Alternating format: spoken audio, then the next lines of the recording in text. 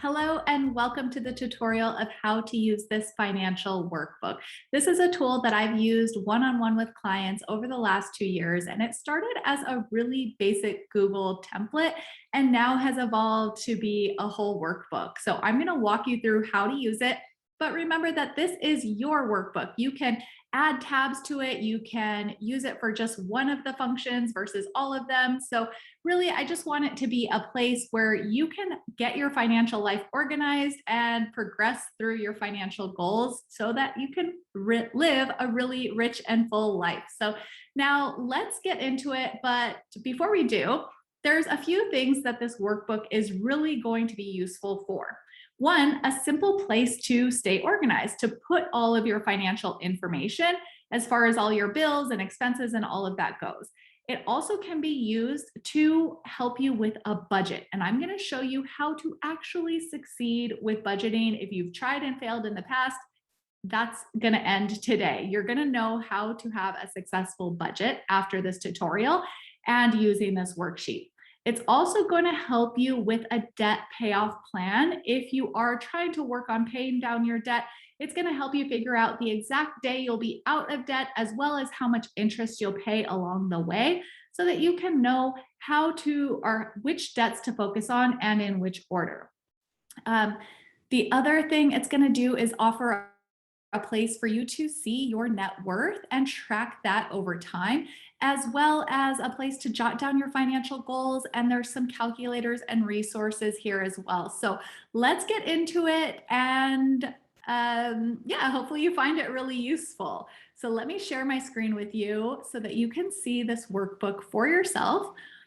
And this first tab is going to have the instructions for you. So everything that you need to know, you can actually start there if you want, and then come back to this if you need more clarification.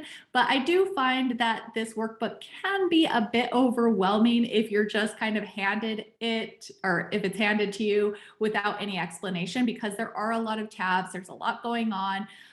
So that being said, try not to feel overwhelmed with it. Just take it tab by tab, and you'll get used to it as you start getting into it. So again, here's the instructions, but I'd like you to start with this snapshot page. So you can see all the different tabs across the bottom before we get too much further. And on the left, there's different months hidden for your budget. So I've left July, August, and September open for our example today, but whatever month that you're viewing this in, you could just hide or unhide different months so that it doesn't become too long of a scroll for you. And then if you want to add tabs, you could just add one here. Like if you there's something here that you don't, that you want, just add it yourself, right? Okay, so anyway, the snapshot page, you're going to start here and enter all of your monthly expenses. So all of your fixed expenses that you know, you can start listing those. And then if you want, you can add in estimates of what you think you spend on things like groceries, clothing, that sort of thing that varies from month to month. Enter those all here. So the expense and the payment. And then you're going to put your debts here. So who you owe the money to, how much you owe, and the interest that you owe. So this part's really important. A lot of people don't know the interest that they're paying on all their different debts. And if you don't, that makes it really difficult to figure out how to pay things off in the most effective way. So make sure you find those numbers and write them out here. If you don't see them on your statement, call your loan provider and find out, because that's really important information. And of course, your income, how much or where it's coming from and how much it is, you can jot those down here. And these on the right-hand side total everything up. So you could always scroll over if it's hidden for you, but you will see those there. So that being said, be careful when you're deleting a row. I would suggest you delete a cell if you need to versus a whole row, because you might actually delete part of a formula. You could see up here, there is a formula here. So if you were to delete this whole row, it might take away a formula that you need. And a lot of these sheets are tied together. So they'll pull formulas from one sheet and enter it into another. So be careful when you are deleting stuff. Just go cell by cell just to be careful, or just to be sure that that doesn't happen. A couple of things on this sheet specifically. When you are entering your expenses, let's say you have a car payment that's $300 per month, but you still owe $15,000 on it. Make sure you put the auto loan here and the $15,000 here and the interest rate, but still also put the auto loan and the $300 a month payment here. So you have it listed in both places, but this is the monthly payment and this is the total that you owe. The other thing that some people get confused on is if you are making a payment on a credit card, that's if you're paying the credit card off, that is going to be a monthly expense, right? If you're focused on paying down a credit card, say you pay $500 on a credit card every single month, that's the credit card, or the expense is the credit card, the payment is $500. If you're paying off your credit card every month, don't put that as an expense. Actually go to your credit card statement and see each line item on there and what you spent money on. And that's your expense, not the actual payment to the card to pay it off. Hopefully that makes sense for you. And you'll see more of this in the budget and transactions too for more clarification on this stuff. But this is a good starting point just to have everything in one place. Another thing that I would suggest doing if you want, or especially if you have a partner, maybe one of you handles the bills and the other person doesn't, but you do want to stay on the same page with your finances, you can add a tab to be all the login information for all the different places that you pay bills to. That way, of course, if anything happens to one person, the other person isn't left scrambling with trying to figure out all of the finances. You just have it here, and it really just helps to, offer that extra bit of security when you are in a relationship. And even if you're single, it's still just a great place to have all of your information, of course, because it's going to help you stay organized. So then let's move along to the net worth tab. This is meant to track your net worth, which is just how much you have minus how much you owe. And in the beginning, when you are first starting out working on your finances, especially if you have some debt that you have, student loans or car payments or anything like that, you might have a negative net worth, and that's totally okay. It's totally normal. A lot of people do, so don't feel discouraged by it. The whole point is to improve your net worth over time. So you'll just come in here and enter your different accounts, all this information that you could see here. And if you scroll down, it'll total it for you. So you don't have to do this every single month. That could be a lot, but every 3 months, 6 months, or at least once a year is my suggestion to do, and see that your net worth is improving over time or getting closer and closer to that positive number. So that's the whole point of the net worth tracker.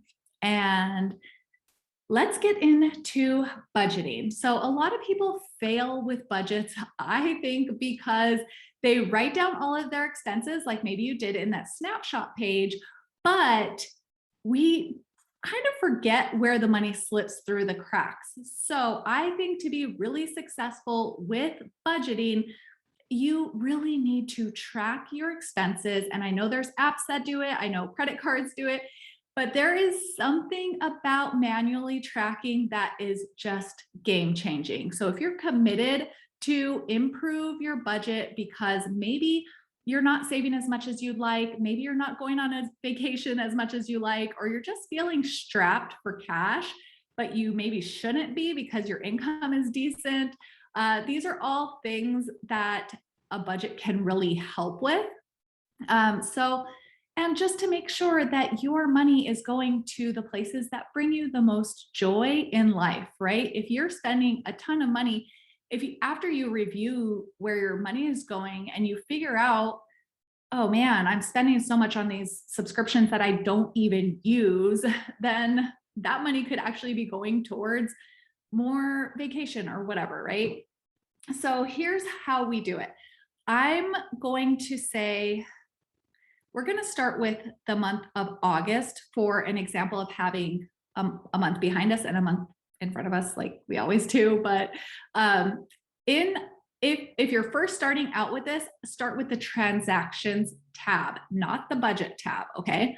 The budget tab at first is going to be very similar to the snapshot page, right? It's going to have different expenses listed here. So that's why I don't think you need to start with this actual tab. You need to start with the transactions. And this is going to just take a little bit of time. It might be annoying, but it's going to be really, really eye-opening. It might be so eye-opening that you're afraid to do it, but trust me, it is so worth it. And I just went through this myself in July because I was feeling like my spending was like all over the place. I was just feeling like I was spending way too much money. So I wanted to see, where is my money going? So I sat down and I backtracked my expenses. I just pulled up my bank statement, pulled up my credit card statement, pulled up like all Venmo, all those different places where your money goes, Apple, iTunes, all of that, Google Play, Pay, get that all opened, right? So then it makes it really easy. You just sit down, you write, okay,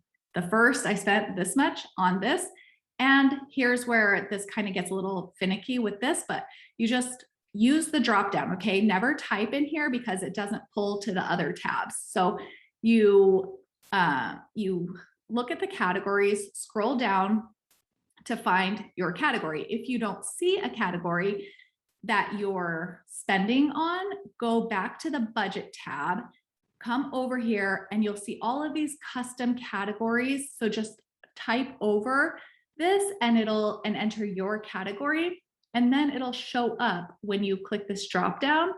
It'll be there. So instead of saying custom category 2, it'll have whatever category you enter there. You can also just type over any of these that don't apply to you. If you don't have any pets, for example, you can just type over that one. And a thing to be aware of with this is that same thing. Don't delete line items like this because there's formulas associated with all this stuff. A lot of this stuff, if you could see up here, there's different formulas that pull into different tabs. So when you delete a whole row, it could mess with that. And my husband helped me build this whole thing. He did a lot of the tech stuff behind the scenes. I don't exactly know how it works, but it all works together pretty well at this point. So now let's see, where was I? When you're filling this out, go through your entire month. So if you're in the middle of a month, start at the first and work your way to the date that it is today, and then go to the month prior and log that entire month. I really believe that you need 3 months of tracking to get a good picture of where your money is going, because we know that from month to month, things change. It's not always the same. Sometimes there's a birthday or a holiday or something that really throws off your budget, maybe just is an abnormal expense. So that's why having a few months of spending will really give you a good picture of where your money's actually going. So start with your current month. In your transactions, enter the whole thing. So it's gonna be a lot. It might be like 100, 200 items, depending on how many times you swipe your card every day, right? So enter all of those. If you spend cash, that's where it gets tricky to backtrack. So if you are working on your budget, in addition to backtracking, you're going to continue tracking. So every month, pull up a new month. And once you get 3 months of backtracked spending, then you can go in and go to the budget tab, okay? And this is gonna be where you're gonna actually enter your planned expenses. So in this column right here, there's gonna be certain things that you know for sure. Your car, your rent, your phone, utilities, that stuff is gonna be fairly known. So you just enter how much you plan to spend. Now, when it comes to things like groceries or personal care or clothing, and here's where the magic of this happens and where normal budgets fail, is if you what you're going to do is go to the months prior and see where your spending was. So if you filled this all out for July, for example, then, or for July, if you filled out all the transactions in July, when you go to the July budget tab, it will show you your actual expenses here in this line item. So it will, or in this column, it'll show, okay, let's say you spent $800 on groceries, okay? So then what you do is you ask yourself how you feel about how much you spent in each of these categories. And then based on that, based on how you feel on what you've spent, not on what you think you're going to spend, right? This is why you have to do it after you actually see what you did spend. And then, because if you say, okay, I'm going to spend $400 a month on groceries, but you have really no idea how much you actually spend, that's where budgets fail. Because you get to the end of the month and you don't really know what happened. But finding out where you are spending money and then assessing that and saying, okay, I really feel like maybe I wasted some food. Maybe I threw away several bags of salad. Note to self, because that actually happened to me last month. And it's, then it's like, oh man, I didn't do well managing my food consumption and budget. So I spent too much money on food because I didn't eat all the food that I had, right? So those types of things, ask yourself, and then create. So let's say the upcoming month is September. Then you would go, after you've done your backtracking, you would go to the budget tab of the upcoming month. So you would do this at the end of a month, right? At the very end. And this is where I really like to sit down and plan my month ahead. Maybe it's the last Sunday of the month. Maybe it's the very last day of the month. Something that you can kind of get into a routine of saying like, okay, what am I going to do for the upcoming month? And then you'll sit down and write down what you actually plan to spend based on what you have spent. So let's say you did spend $800 a month, but you feel like that was higher than it needed to be or should have been. So what I would suggest is not being radical with your changes. Make incremental changes to get to where you really want to be. But if you're too drastic up front, that's another reason budgets fail. So if you are spending 800, but you feel like you want to get to 500, for example, maybe in the first month your goal is to spend 700 or 650 or something like that, and enter that. And then do that for each of the categories, right? Of where you plan to spend money. Then you keep tracking. So some people like to track every single day, like my husband. And my husband and I do this about once a year. In the beginning, when I first started managing my finances, I printed out my bank statements for 3 months. I used a highlighter. I created categories, all of that stuff. And I tracked my spending until I got really, really good at managing my money. Then I didn't need to track my spending anymore because I knew what I was doing. I knew where I was going and I was accomplishing my goals. Now, every once in a while, about once a year, I still like to go in and track my spending so that I can make sure everything's still in a good flow. Like I'm not wasting money and it's going to same like I tell my clients, it's going to where it brings you the most value. So in the beginning, you have to track for a while until you really feel comfortable with where your money is going. You feel like you are progressing towards your goals, and then maybe you can lighten up on the tracking, right? So some people like to track every day, like my husband, like I just said, but I like to track maybe every few days or once a week. I'll sit down and go back through the last few days or the last week and write this all down or enter all the information.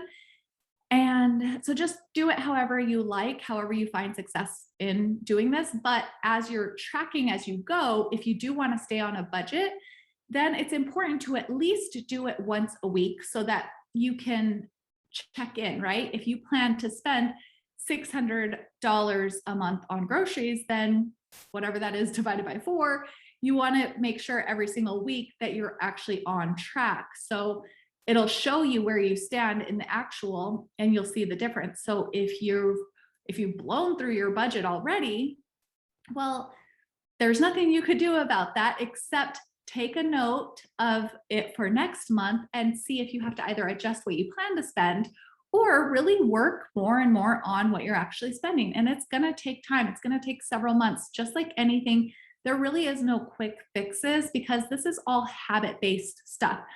We spend money because we've spent money that way for so long. So it's not going to change overnight. So just be patient with yourself and keep on going through the motions, and it will help you progress to your goals. And that's the whole point of a budget, is to get your money going where you want it to go. So that's kind of sums up the budget part of this. There is an annual summary tab. So in here, there will be a pie chart that formulates every month as you spend money. One thing to note on this is something that you do have to do when you add in different categories, you have to add them to the annual summary. So if you add a category to any month, make sure you add it here or it's not going to pull that information over. One thing that you can do is you can copy this. So you can just go like this and do Command C or Control C and then enter, put it here and then paste it. But be careful with copying and pasting because of the formulas and stuff. But you can do that. You just need to make sure that the custom categories you entered are here. So I would just, as you're entering them here, so remember, if it's not here in the Dropbox, you come to the budget tab and you actually enter it here. So when you do this, remember to go to annual summary and enter it here as well so that it populates here. And then at the end of the year, you'll have a nice summary of how your money has been spent. And I really like this over those manual or automatic trackers because you get really in tune with where your spending is going. And it's very customized to you versus the categories that the credit card company may pull or these apps may pull. So that's how I like to use this, to get really good at a budget so your money goes where you want it to go. Now, if you want to use this for a debt payoff plan or to create a debt payoff plan, this is a calculator that I've found online that I really think works so good. It is a little finicky though, so be really careful again with the copying and pasting stuff. Just enter each of the things. Oh, I just did something. Hang on. Okay. Command Z or Control Z, like undo stuff if you accidentally mess it up. But this has an example. This is all like example information here. So I'm going to run through this so you understand this calculator because it really is helpful, like I said, with creating a debt payoff plan. So you'll go in here, enter your debts, enter the interest rate that you're paying, the monthly payment. You could leave this blank unless you have a certain way that you're actually paying this off. And I think these offer some descriptions here. You can see these little, if you hover over it, it'll actually give you a description of what this is. But let's just look at this example. So this person is, this is whoever's situation, but you could see different payoff methods. So if you're a Dave Ramsey follower, he always suggests using the snowball method. And that is paying off the lowest balance first. So in this example, you could see that this person takes, the other thing, make sure you do is you put in the current month and year here. So I would just put it for the upcoming month and the year. So it'll give you a correct time, like a correct payoff plan. So for this person's going to pay $11,000 in interest. It's going to take them 6 years and 9 months to pay off of their debt using the snowball method. Then you can go ahead and click avalanche method, which I really like to use because it usually, almost always, means you pay less interest over time. The thing with this is you pay off your highest interest rate first versus paying off your smallest balance first. And I just think I like to just let the numbers decide. Whichever one works best for you, go with that. But so this is the avalanche method. That's the method I highly suggest using. So you put in your interest rates here, and this person now takes 6 years and 4 months versus 6 years and 9 months, and you pay significantly less in interest over time. So that, oh, and then the other key thing here, so right here, you could see the minimum payments are $270, and this person's decided to pay an additional $200 per month. So let's say that, and this is the other benefit of the budgeting stuff, you're able to free up more money in your budget to go to things like getting you out of debt faster. So maybe instead of paying $200 extra, maybe this person can pay $400 extra. So let's see what that looks like.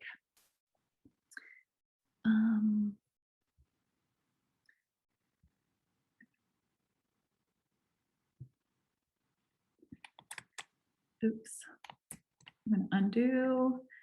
Not actually sure, maybe I didn't hit enter. Okay, let's see 401 to keep it at. Oh, I have to change the monthly payment here. This is why sometimes I'm like, wait, how does this work? So let's add 200 to it, 4, 5, 6. So we're gonna make it 671. And that if that person was able to do that, so instead of paying 270, 2, 3, 4, 5, 6, so they were able to pay 400 extra per month, then they are able to only pay 5,500 instead of that first one we looked at was like 11,000 and then 9,000. So moving from 9,000 to 5,000 by paying an extra couple $100 per month. And you just have to work with the numbers that where you're at, right? So always look at this minimum payment, enter that here. And I think you always have to enter like $1 more to make the calculator work. And this number I think changes automatically. Does it? Oh gosh, I always get so confused. I don't know. Okay, so anyway, this, if you only made the minimum payments, it would take 20 years to pay off this debt. And if you're able to pay 200 extra, so moving from 271 to 471,